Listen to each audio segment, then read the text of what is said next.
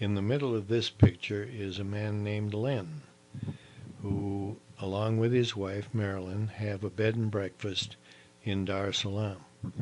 They entertain missionaries and visiting dignitaries of various kinds in their bed and breakfast, and were extremely good friends, along with their children, friends of Dave and Pene's children, 20 years ago when they were together on the mission field here in Dar es Salaam.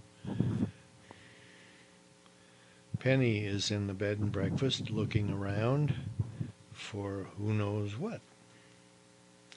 This is the living room in the bed and breakfast. Very nice furniture, very somber atmosphere, very relaxing.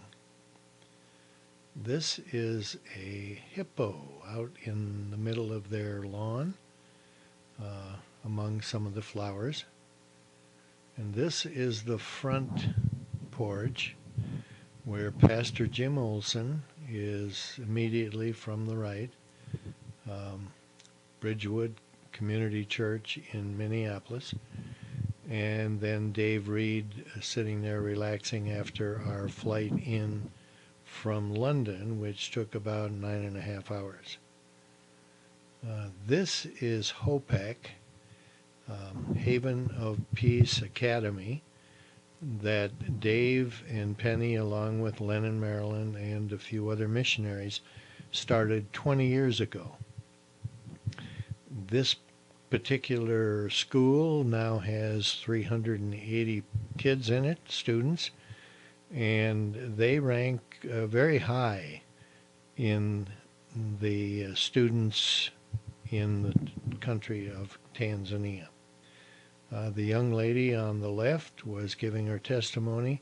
She had graduated last year and had been to college and had faced several difficult things and was relating them, and of course the kids were excited to hear from her because she was a leader in the school last year. This is one of the buses. There are hundreds, perhaps thousands of these things that run around like crazy. They can pack 15 to 20 people in these things. With the raised roof, you stand partially. There's only a seat in the very back of it, and you have to watch out for them because they're dangerous. This is a jitney. Ever since the Chinese came to Tanzania, which has been the last several years, they have brought these jitneys with them, 3-passenger plus a driver. They can't go as fast as a car, so they're in the way all the time. This gives you a little bit of an idea, the beginning of an idea as to what is alongside the road all over the place in the city of Dar es Salaam.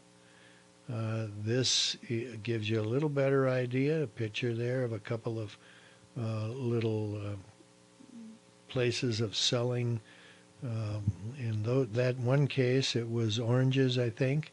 I'm not sure what it was in the other case, but they're there trying to make $1 to feed their family. Some more of the same. We're real close to a major corner here at this location. And this was one of the things left by someone about 3 years ago. It's still there. Cab of a pickup truck. This gives you an idea about the traffic, rush hour traffic, and it's really not a very good idea. You can see till the end of the picture, but the traffic jam goes back about 2.5 miles from this location. It is rush hour like we really don't know here in the U.S. This is on our way south with Roderick. I took this because the workmanship on these bedsteads is fine. We had gotten out and looked at one of them, not this particular one, but they're very well put together with some fine carvings on them to add attention and beauty. This was at the first place that Roderick took us to, and he is there pointing out a dry well that's approximately 90 feet, 85, 90 feet deep, dug by hand, lifted up in buckets on a rope. You can see a little concrete poured there at the top to keep it from caving in. Usually at 50, anywhere between 40 and 60 feet, they hit water. No water all the way to 90 feet. So now they're looking for a new well and, of course, some additional money. This is the first place that we handed out shoe boxes. We handed out 300 shoe boxes here.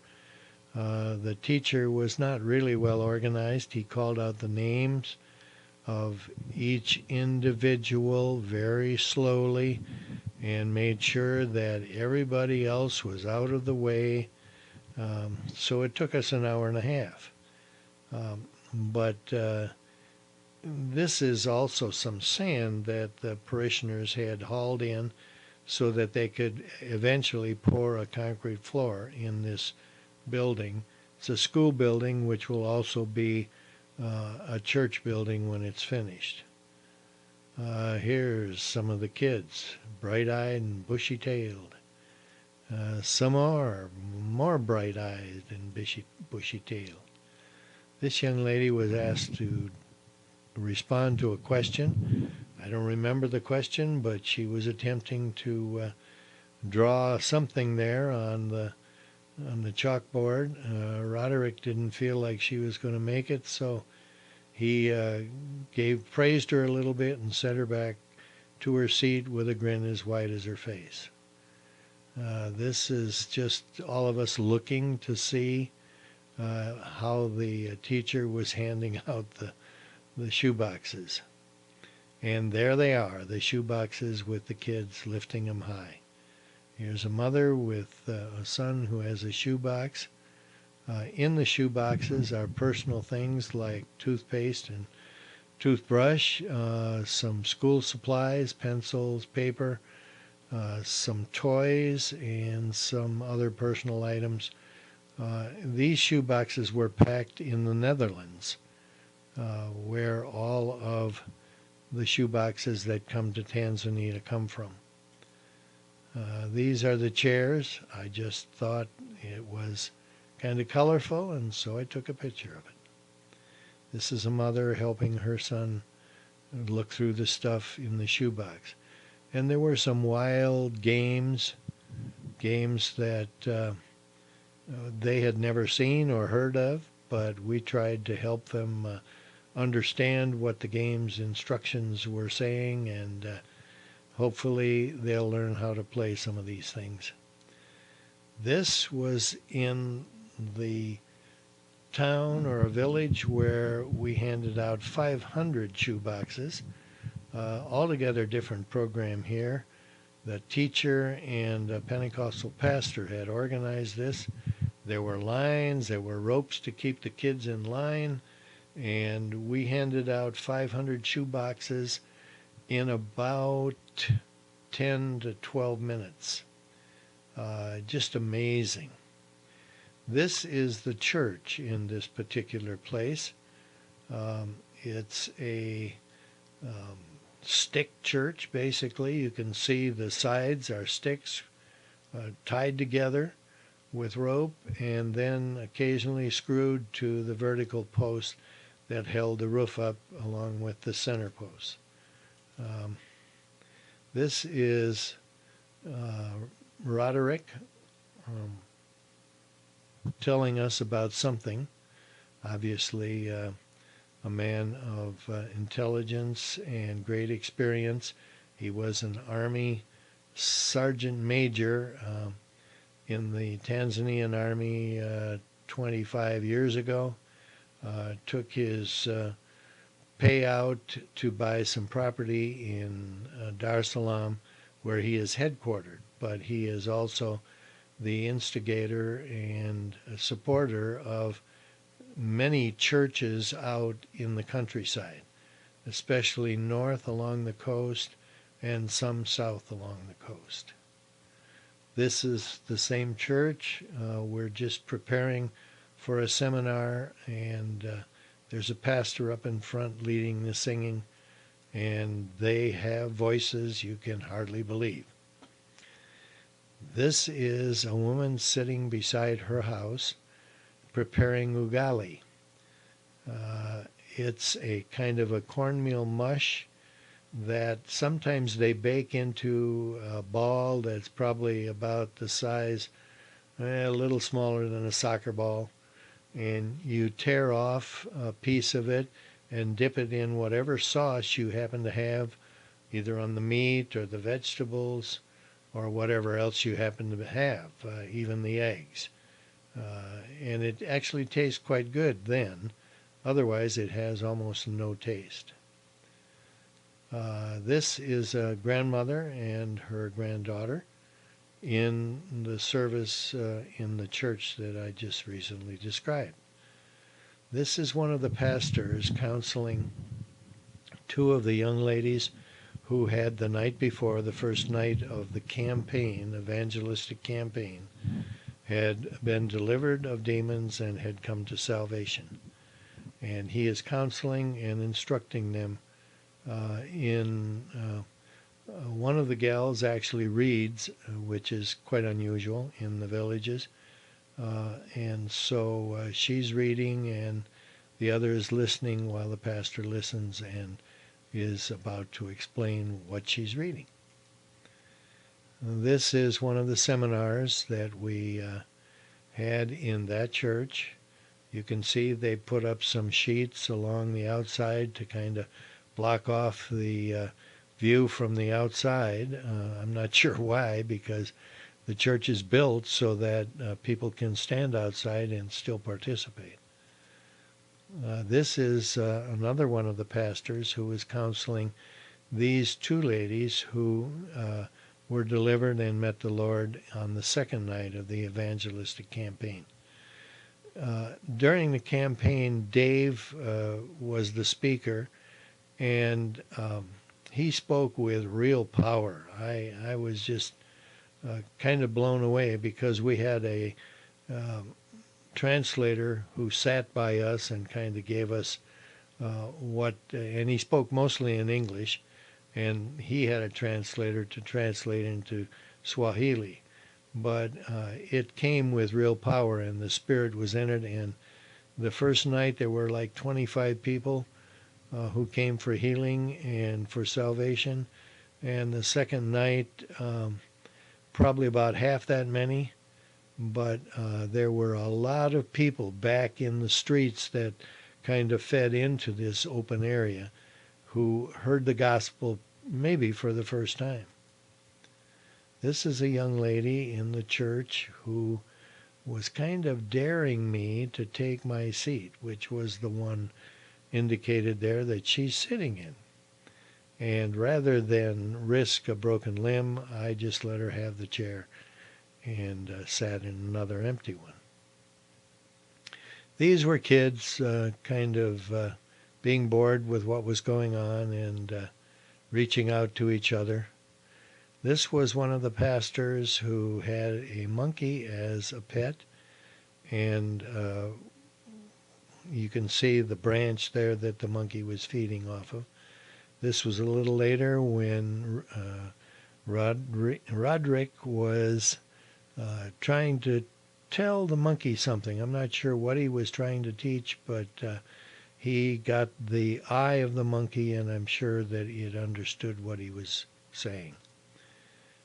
This was later on in the Roderick's main church, Maranatha Ministries in Dar es Salaam, in the poorest area of all of Dar es Salaam, and maybe even all of Tanzania. It's an area that some rich guy from Dubai is buying up, and he's going to actually build a resort and another city there and tear down all of the homes that these people live in. There's Penny with the lady that she knew from previous contact with her class there again. And here's another class who were just kind of relaxing. They have church or class during the whole time the service is going on Sunday morning, and that can last for 3 hours plus, so they have various breaks in between. This is Dave speaking with his interpreter in the Sunday morning service, and we were sitting in the front row and took this picture. This is Roderick, who, as you can see, has some musical things going on, drums behind him. I didn't get a picture of the various groups, but he has 3 very well taught groups who sing songs that he and others in his group write. They don't take anybody else's songs. They write the songs that they feel are appropriate to their experience, and they are powerful songs, powerful worship. They really love the Lord and have a depth of understanding that is really very striking. After we left, we had one more day of seminars after that meeting, and then we flew into Zanzibar.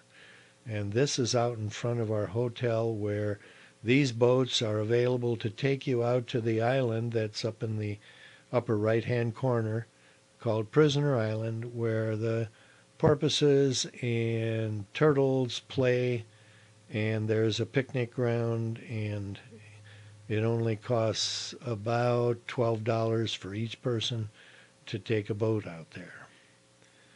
Some more boats.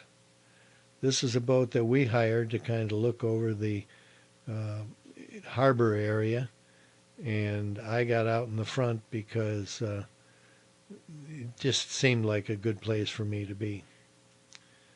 This is some of the buildings along the seashore. This is also some more of them. The one on the left is approximately 1,000 years old, made out of stone, and this whole area is called Stone Town. And all of the buildings, at least originally, were made out of stone and commissioned by the Sultan of Zanzibar, who was a Muslim and who promoted the Muslim faith to the point where in Zanzibar 99% plus are Muslim, and they're all pretty aggressive. What they do, they build a mosque next to the Christian church, and wherever the Christian church is, they turn the loudspeakers on whenever the Christians are having a meeting, and try to sabotage. And of course, if you're a Christian, you can't get a job, although there are not all that many jobs. You can't get one if you're a Christian. So many of the Christians are in business for themselves. This is a dhow sailing across the face of the motel.